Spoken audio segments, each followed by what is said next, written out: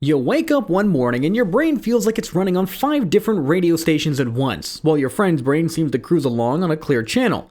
Maybe you've been told you have ADHD, or maybe you're wondering if your bouncing off the walls energy means that something is wrong with you.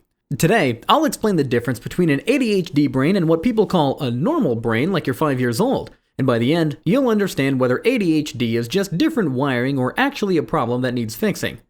Here's the thing. Your brain isn't broken. It's more like having a sports car engine in a world designed for regular family sedans. Sometimes that sports car goes really, really fast in amazing ways. Sometimes, though, it's harder to park in tight spaces. Let's start with what a brain actually is. Imagine your brain is like the world's most incredible city. In this city, there are millions and millions of tiny messengers running around, carrying important notes between different neighborhoods. These messengers are called neurons, and they are constantly chatting with each other, passing along information like, "Hey, we need to remember where we put our backpack," or "Time to pay attention to this math problem," or "Ooh, that butterfly outside looks interesting." In a typical brain city, these messengers have pretty reliable mail routes. When it's time to focus on homework, most of the messengers get the memo and start working together to deliver focused messages to the right neighborhoods. When it's time to sit still, the messengers carrying sit still notes usually get through without too much trouble. But in an ADHD brain city, something different is happening. Actually, they might be even more energetic than usual. Some of the messengers get really excited about delivering certain types of notes, like creative idea messages or "this is super interesting" messages. They'll run extra fast to deliver those, but other messengers, the ones carrying focus on boring stuff or sit still for a long time messages, sometimes get distracted on their way to delivery. So you might follow that messenger instead, leaving the fraction message undelivered. That's kind of what happens in an ADHD brain. The messengers aren't bad at their job, they just have different ideas about which messages are worth delivering first. There's also something special about the way that these brain messengers talk to each other. They use special chemicals called neurotransmitters to pass their messages along. But in an ADHD brain, sometimes there's not quite enough of certain colors of ink, especially the colors needed for focus and impulse control messages. The most important ink colors for focus and attention are called dopamine and norepinephrine. In an ADHD brain, there might not be quite enough of these premium inks available when they're needed most, so the messengers have to work extra hard to deliver clear messages about focusing or sitting still. But here's where it gets interesting. ADHD brains often have plenty of those special inks available when they're doing something really exciting or engaging. When an ADHD brain finds something super interesting, suddenly there's lots of premium ink available, and the messengers can deliver crystal clear focus messages. This is why someone with ADHD might struggle to pay attention during a boring lecture, but can focus intensely for hours on end on a video game or art project or building something cool. It's not that they can't focus, it's that their brain needs extra interesting stuff to make the focus ink flow properly. There's the executive function neighborhood, which is like the mayor's office. The neighborhood is supposed to make important decisions like, should we start our homework now or keep on playing? And is this a good time to blurt out what I'm thinking? In an ADHD brain, the executive function neighborhood sometimes has communication problems with the other neighborhoods. The mayor might send out a message saying, "Time to start homework," but the message gets delayed or mixed up with other messages on the way to the action neighborhood. There's also the attention neighborhood, which is like the city's spotlight operator. In a typical brain, the neighborhood can aim the spotlight pretty steadily at whatever needs attention right now. But in an ADHD brain, the spotlight operator might be more easily distracted by interesting things happening in their peripheral vision. Instead of keeping the spotlight aimed at the math worksheet, they might swing it over to the interesting conversation happening across the room, or the way that the sunlight is making patterns on the wall, or a memory about something funny that happened yesterday. The impulse control neighborhood is like the city's traffic control center. In a typical brain, this neighborhood is pretty good at putting up stop signs when needed. When you think, "I should probably interrupt the teacher to tell her about my cool idea," the impulse control neighborhood usually puts up a stop sign that says, "Wait, maybe let's let her finish talking first." But in an ADHD brain, sometimes those stop signs are harder to see or they go up a little bit too late. The thought traffic just zooms right through the intersection before the stop sign gets properly posted. Here's something really important to understand. None of this means that the ADHD brain is worse or broken. It's just wired differently. In fact, there are some pretty amazing things about how ADHD brains work.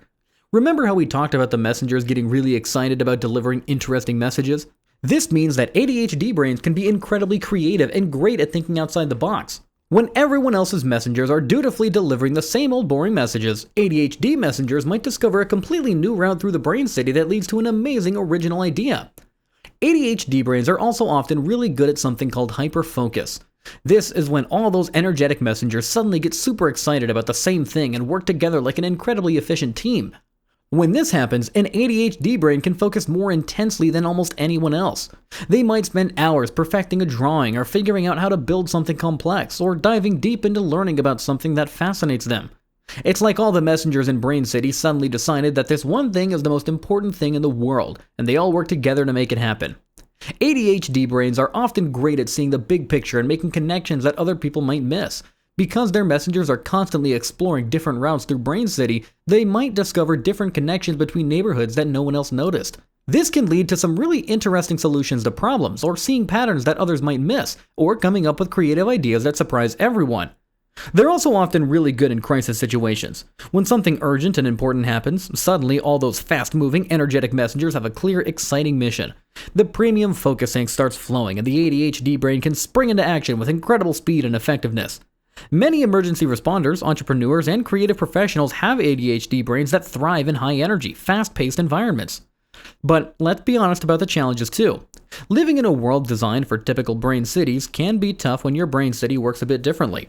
Schools are often set up for brains that can easily keep their spotlight focus on one thing for long periods of time, even if that thing isn't particularly exciting. Workplaces often expect people to sit still and focus on routine tasks without needing extra stimulation or movement. Social situations sometimes require the kind of impulse control that comes easily to typical brains but requires extra effort for ADHD brains. This is where the question of disorder comes in. ADHD is called a disorder, not because the brain is broken, but because the way it works can create challenges in environments that aren't designed for it. It's like being a fish and being told that you're bad at climbing trees. The fish isn't broken, it's just in the wrong environment for its particular strengths. When ADHD creates significant problems in someone's daily life, like making it really hard to succeed in school or causing problems in relationships or making it difficult to keep a job, then it makes sense to think about it as something that might need support or treatment. But the goal isn't to make the ADHD brain exactly like a typical brain.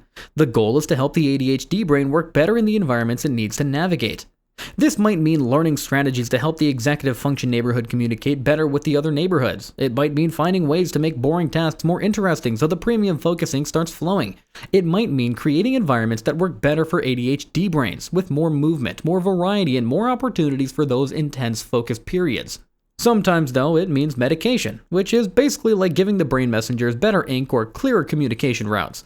ADHD medications often help increase the availability of those premium inks, dopamine and norepinephrine, so that the focus and impulse control messages can be delivered more clearly. It's not changing the fundamental personality or creativity of the brain. It's just making sure that the messengers have the supplies they need to do their jobs effectively.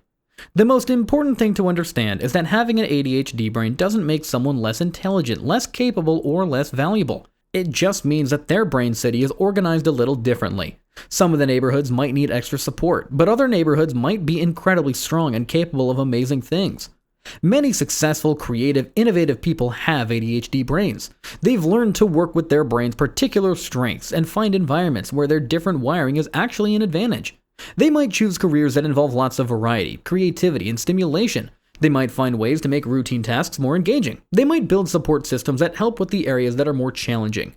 The key is understanding that different doesn't mean wrong. An ADHD brain isn't a broken version of a typical brain. It's a different type of brain entirely, with its own strengths, challenges, and amazing capabilities. Just like how some people are naturally better at music while others excel at math, some people have brains that are naturally better at sustained attention to routine tasks, while others have brains that excel at creative thinking, crisis management, and seeing the big picture. So, let's recap this whole brain adventure. ADHD isn't about having a broken brain. It's about having a brain with different wiring that works amazingly well in some situations and needs extra support in others. Your brain messengers are just as smart and capable as anyone else's. They just have different priorities about which message is delivered first, and they work best when they have enough of the right supplies and interesting enough jobs to keep them motivated. Now go forth and appreciate your wonderfully unique brain city, you magnificent neural architect you.